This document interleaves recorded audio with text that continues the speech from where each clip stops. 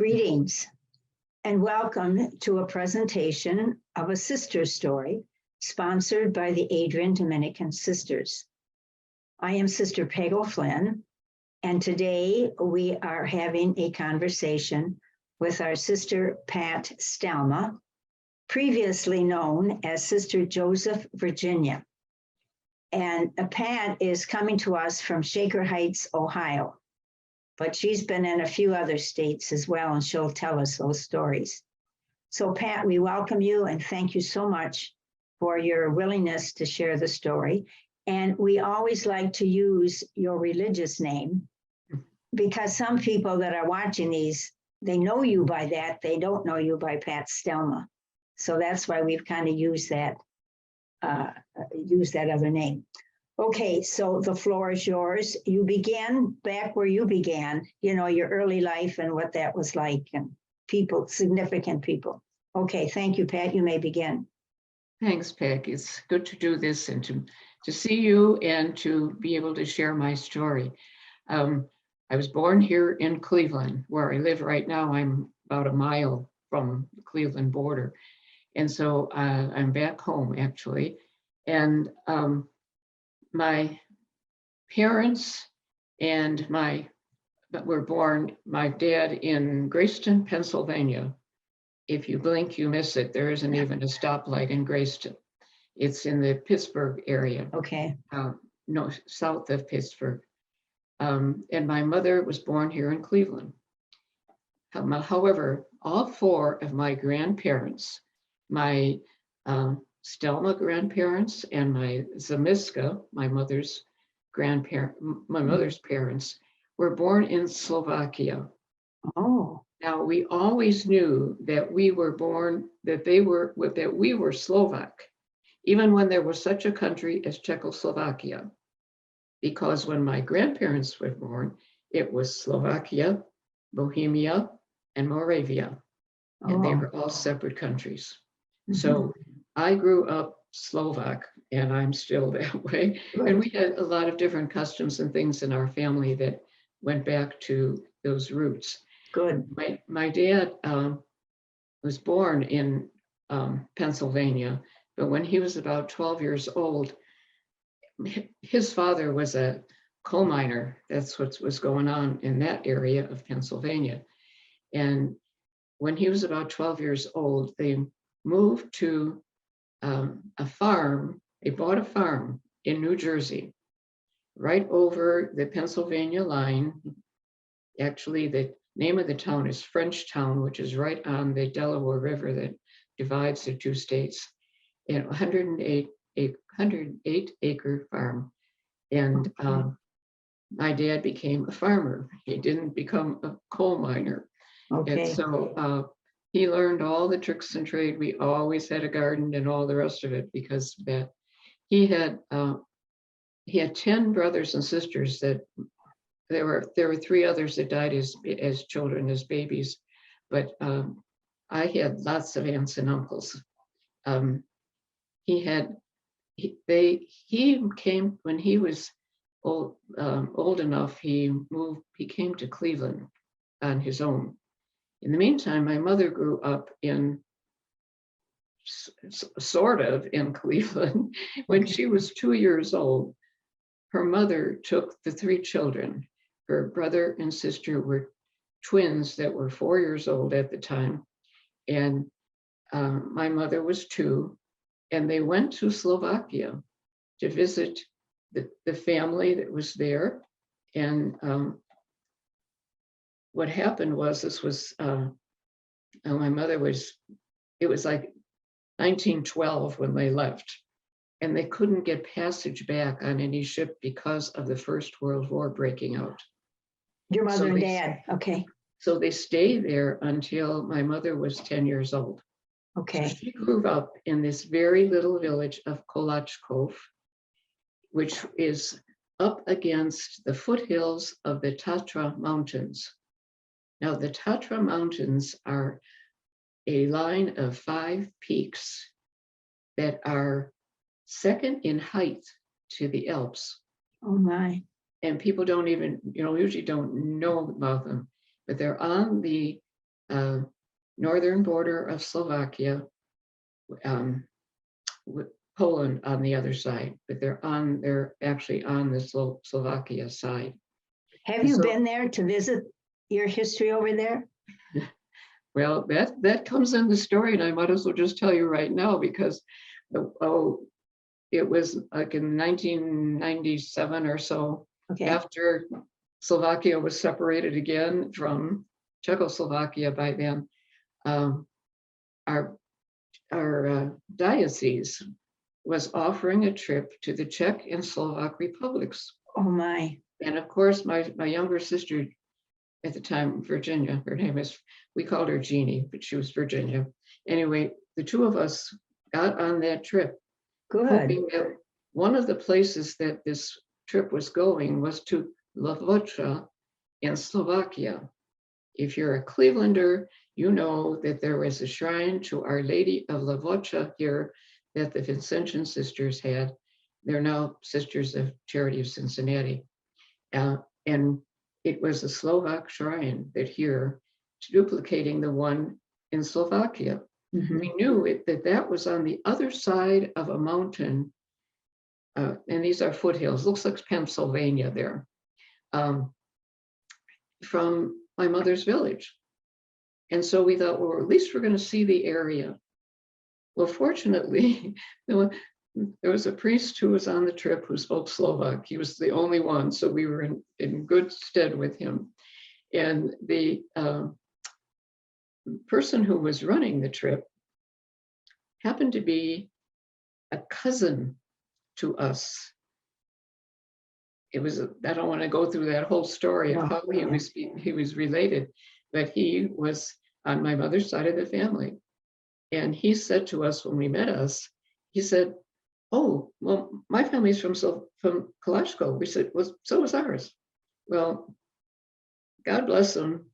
The priest had friends near where we stayed overnight, and we actually stayed in the Tatra Mountains. Wow. One of the rides during this bus tour. And he said, "Don't get on the bus to go to wherever they're going tomorrow. My cousin is coming, and he's going to take you to our mother's Wonderful. village." So it was just the most beautiful experience of it. Pretty much looks like it did when my mother was there. It's just, you have to go through the edge of a large industrial town that's right on the border of Poland, and then into what is now a suburb. It was the village that my dad's family was from. You had to go through it to get to the mountain, and then you had to go back the same way because you were up against the mountain. So anyway, we met a cousin whose oldest brother lived in Ontario, and we knew him. And so it was the most beautiful experience. Oh, that's good. And nice that you had your sister with you so you could share. Oh, yes. Share this with the my mother family. told us every story. You know, my sister says their house had to be across from the church, and there was a creek, and there was, and of course I had heard these, but she heard them longer. And the houses were, when my mom was there, they were log homes, but now they were regular houses. But the man that met us there, his wife was related to us, took us and showed us exactly where our grandparents' homes were. My grandfather. So anyway, that was a beautiful, beautiful experience, and of feeling at home in a different country. And a little bit of history on your parents, which is nice. So let's get back with your history. Yeah. Yes, it was wonderful. So just to get back to my family with this is that I had two sisters. My sister Rosemary, and that who was married to Bob Tabor, and Bob unfortunately went to heaven about 6 years ago. Okay. They had 4 children, Bob, Maureen, Bob and Patty, Teresa, and Sylvan. And those 4 were all married, and there are 10 grandchildren who are living all over the place right now. They're all in anyway, and then I had my younger sister, Virginia, Jeannie, we called her, and she died of cancer um, back in, it was about maybe 12 years or so ago. So it was after we went to Slovakia and Okay. had all these beautiful experiences together. So we miss her, we miss Bob, Sure. but So you're in the middle. I was in the, now I'm the youngest and my sister's Youngest. the oldest. Yeah. Okay. So anyway, so that's, you know, who our family is. And where we grew up in Cleveland, when my mom and dad bought the house, the first thing they looked for was how far it was from a Catholic church and school. Right. That tells you something about my mother and father right then and there. I mean, both sides of our family were very much Catholic all the time. And they had the greatest mom and dad you'd ever want. I mean, they were kind, they were generous, they were just always there for us. And anyway, I went to Holy Family School, which was 7-minute walk from our house. So that was and I was there for 8 grades. And then. And you walked to school every day? Oh, yes, we walked to school. Yeah, we did too. That was back in that era. Right. Now we walked to church and, you know, this thing, only my dad could drive. And so, you know, we did drive on Sundays, but most of the time we walked. Yeah. And then I went to Hoban Dominican High School. Oh, that's good. Hoban just opened, actually when I was a freshman, the first 4-year class was graduating from Hoban. Okay. So it was a brand new school. And all I knew was that it was closer to my house than any other school. My sister Rosemary had gone to Notre Dame Academy and had to take 4 buses in order to zigzag across the city to get there. It was, you know, further from where we lived.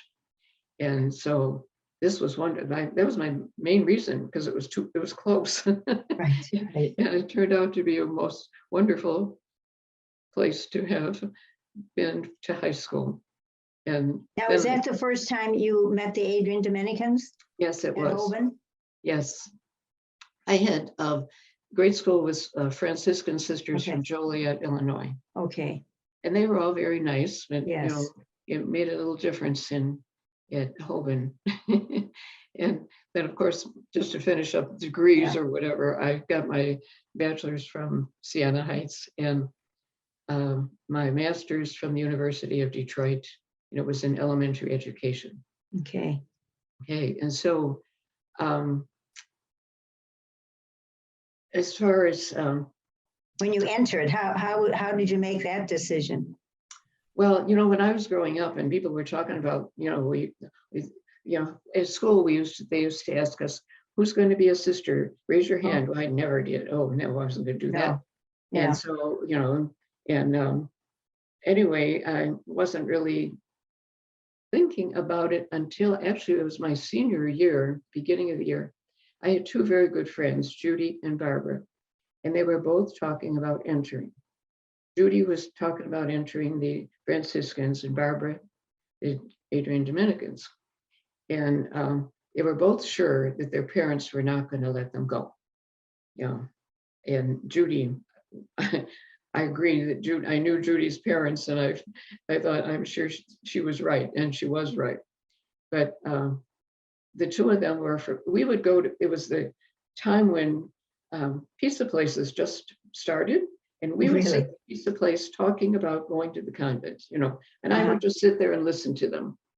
And then my homeroom teacher in my senior year was Sister Pauline Marie Freeman. Yes. And, you know, we all liked her. And she was, after school, my friend Judy and I used to help at the library, you know, shelving all the rest of the books that hadn't before we went home. And then we would walk to Pauline Marie, because she was in charge of the library. We'd walk her over between the school and the convent. if you're Mhm. familiar with any of our buildings, they all looked alike. And so, Yeah. where the convent was, that little short walk. And of course, Judy had been talking to her about this, but she was kind of onto the Franciscans. And as we were walking, Pauline Marie stopped and she said, "And what are you going to do?"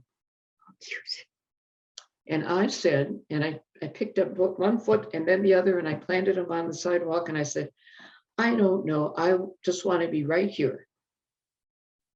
Mhm. And that ended that conversation, but it got me thinking. Uh-huh. So finally, it was November 5th, to be exact, that I went to talk to Pauline Marie after school. And of course, she was affirming what I was saying, that yes, I think you should be coming. And then she says, "And you're not going to those Franciscans like your friend Judy, aren't you?" And I said, "No." And I mean, I never even thought about it. And Uh-huh. that's how I chose Adrian at that moment. Interesting. Interesting. And then she said, after we talked, she says, "Now you go home right now and you tell your mother and father today what you just told me." She wouldn't let me put it off. No, I can say. And So once you say it, you do it. So when I got home and I told my mother, she was okay, but she wasn't real sure this was, and then when my dad walked in the door, he didn't even have his hat and coat off. My mother says, "Tell your father what you just told me." And so I told him, and he was okay. Yeah, it was, I always felt that he was, yes, he was saying yes. So actually, Don't you wonder what our parents said after we went to bed? After we told them what our plans were, I wonder how they really felt.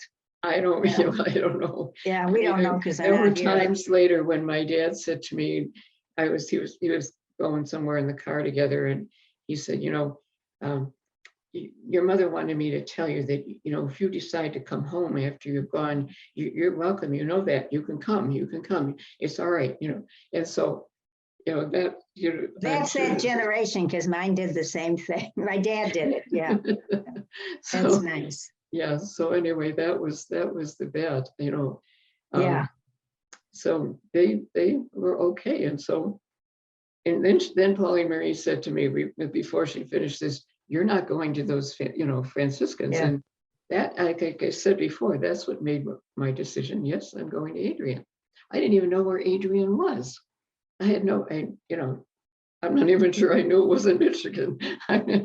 Anyway, um, I came in And June. you entered right after high school. I left right after high school. Yes. Yeah. Graduated in June, and it was Yeah. June 28th was the date I entered. And then I made reception that December, and first profession following, and the 31st of December. Yeah. Yeah. And, so the next day it was not 1960.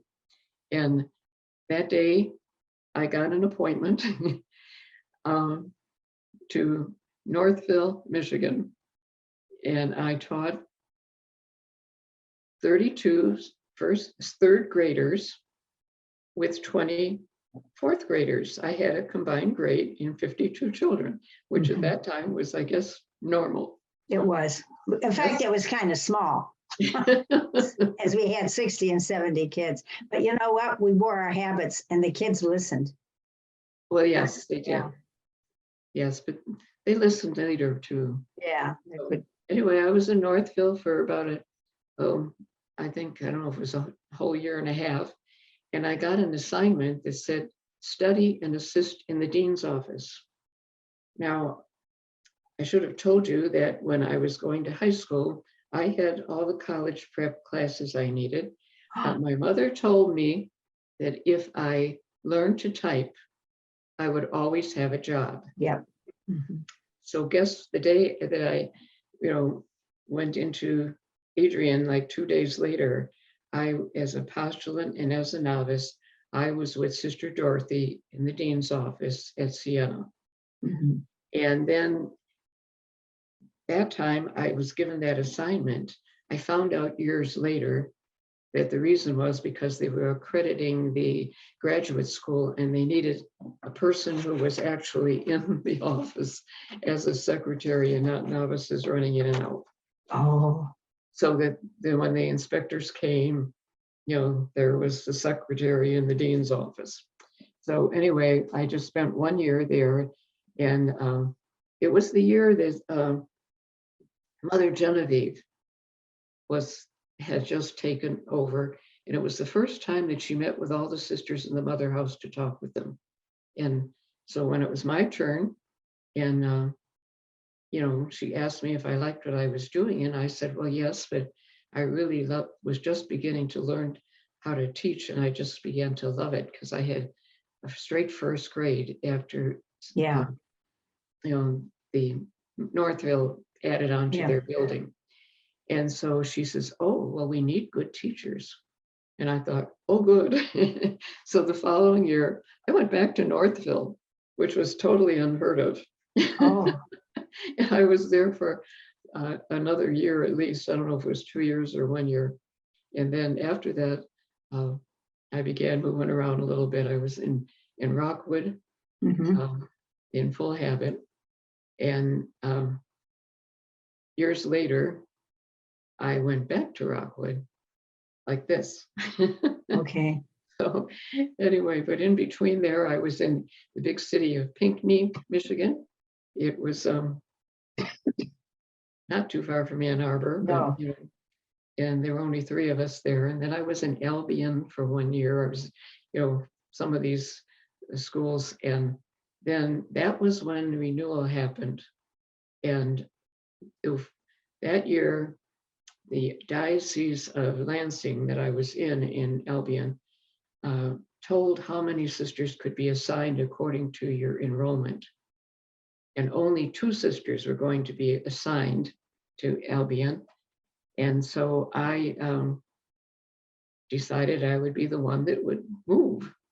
And that year, the way we did open placement was you got a list from your province, that was an Immaculate Conception, of all the openings, and you could choose which one.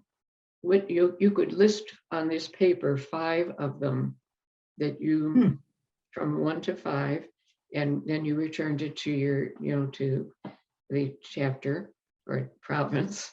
And so I had never been, I'd been in all these little schools and I'd been in small communities. So my first ones I put down some of the big schools in Detroit, that had lots of people at them. But the one I really wanted to put down was Rockwood, because I liked it there the first time. So that was my bottom choice.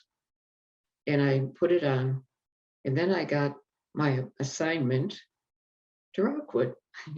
And I was thrilled. In the meantime, I got a call from someone in the province who said, are you satisfied with that? Because we do need to move some other sisters in other. I said, oh no, that's fine. So I went back to Rockwood. So when you Okay, Pat, we can't go through each one because of a time constraint, but was there any left that maybe was significant? I noticed you were at Gilmore Academy a long, long time. How was that with? I would just like to, in between there, Yeah. my mother's, telling me if I learned how to type.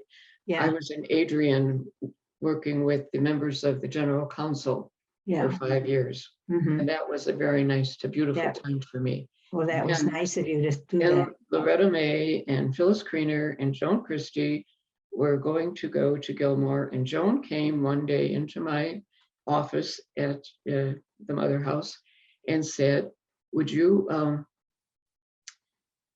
ever be able to join us at Gilmore? We need one more person to open the lower school.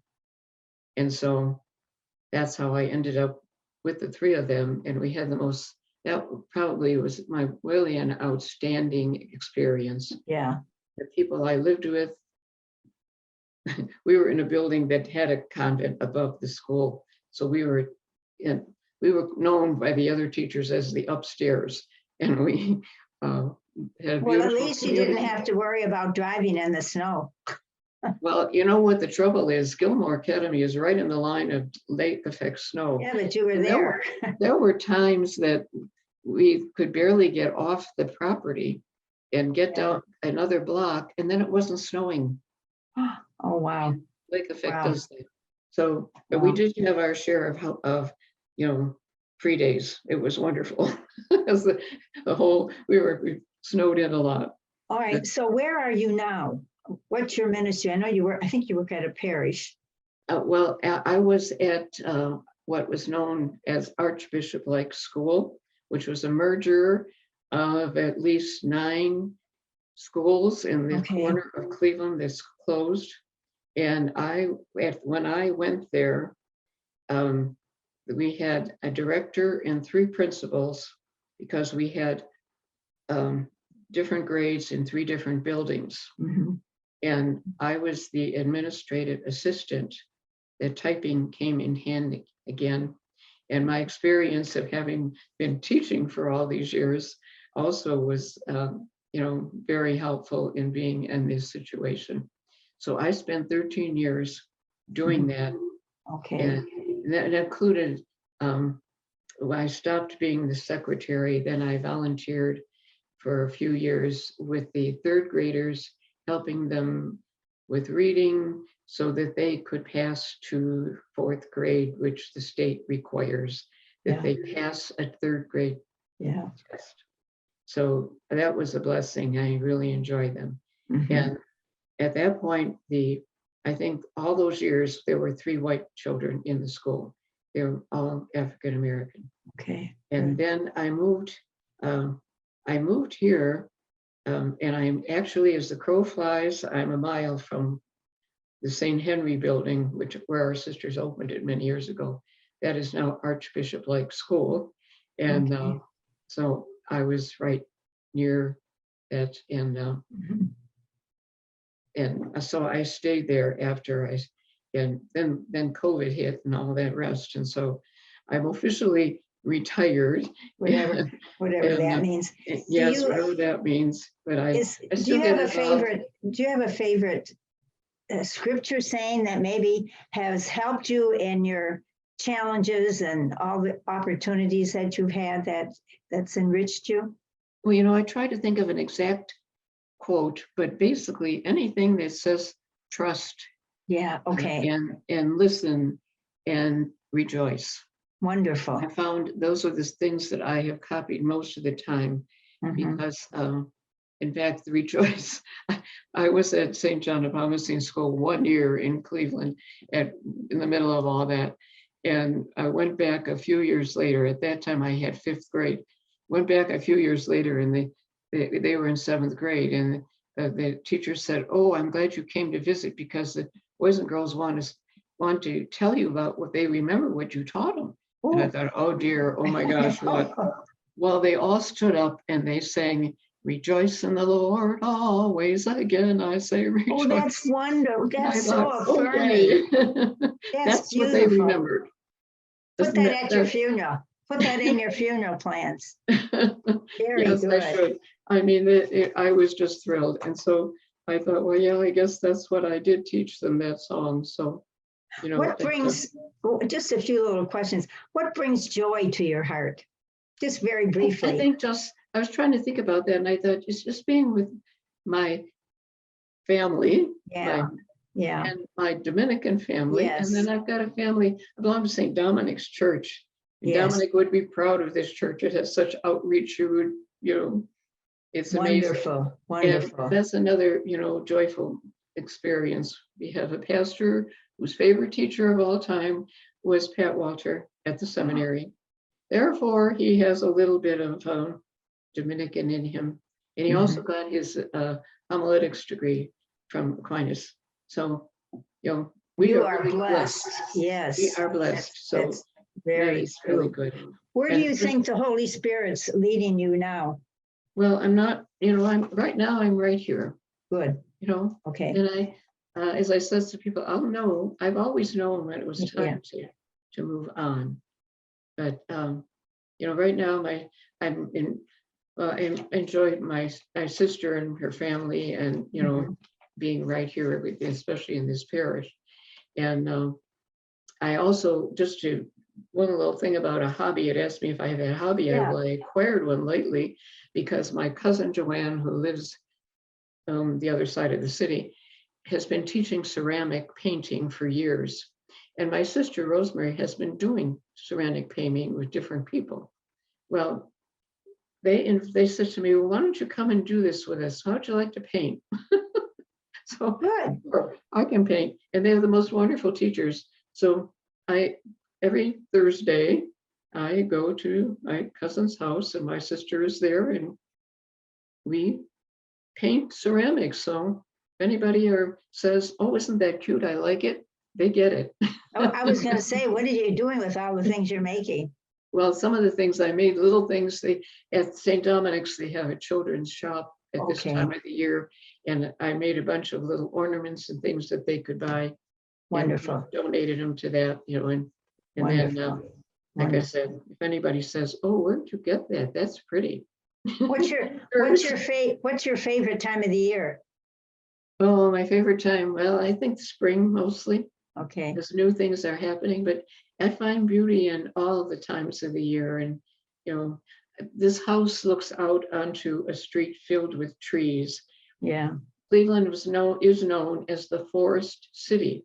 Oh, really? I never knew that. It is, Okay. because I think they didn't cut too many trees. And so Shaker being, a suburb, there are 2 trees in front of every house planted by the city. Does the city come and rake the leaves? No, they don't rake the leaves. You have to rake your own leaves. But fortunately, Craig does all that, the man who owns the house. Good. I don't Yeah, have to rake leaves. it's nice to do that, but all those leaves, oh my gosh, yes, yes. All right, anything else that you want to leave us with, another gem?